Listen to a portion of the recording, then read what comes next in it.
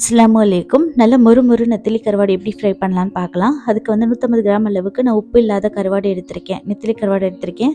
அதோட மண்டை பகுதியை கிள்ளிட்டு சென்டரில் குடல் மாதிரி கருப்பு கலரில் இருக்கும், அதையும் க்ளீன் பண்ணி எடுத்துக்கோங்க.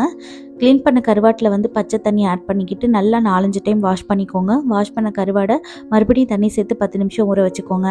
இப்போ ஊற வச்ச கருவாடை வந்து தண்ணி சுத்தமாக இல்லாமல் வடிச்சிட்டு ஒரு பவுலில் மாற்றிக்கோங்க. இது கூட 1/2 டீஸ்பூன் அளவுக்கு இஞ்சி பூண்டு பேஸ்ட்டு, தேவையான அளவுக்கு காரம் மிளகாத்தூள், 1/2 டீஸ்பூன் அளவுக்கு மஞ்சள் தூள், 2 டீஸ்பூன் அளவுக்கு நான் கார்ன்ஃப்ளவர் ஆட் பண்ணியிருக்கேன். இது வந்து நல்லா கிறிஸ்பியாக வரும். ஸோ எவ்வளோ நேரம் ஆனாலும் அந்த கிறிஸ்பினஸ் வந்து மாறாது. அதனால நான் கார்ன்ஃப்ளவர் ஆட் பண்ணியிருக்கேன். தேவையில்லைன்னா நீங்கள் ஸ்கிப் பண்ணிக்கலாம். இப்போ இது கூட வந்து நான் உப்பு ஆட் பண்ணிக்கேன். உப்பு இல்லாத கருவாடு எடுத்துருக்கனால நான் உப்பு ஆட் பண்ணியிருக்கேன். நீங்கள் உப்போட எடுக்கிறீங்க அப்படின்னா உப்பு ஆட் பண்ணணும்னு அவசியம் இருக்காது. இப்போ மசாலாலாம் சேர்த்துட்டு நல்லா மிக்ஸ் பண்ணி விட்டுருங்க. 10 நிமிஷம் மறுபடியும் கருவாடை ஊற வச்சுக்கோங்க.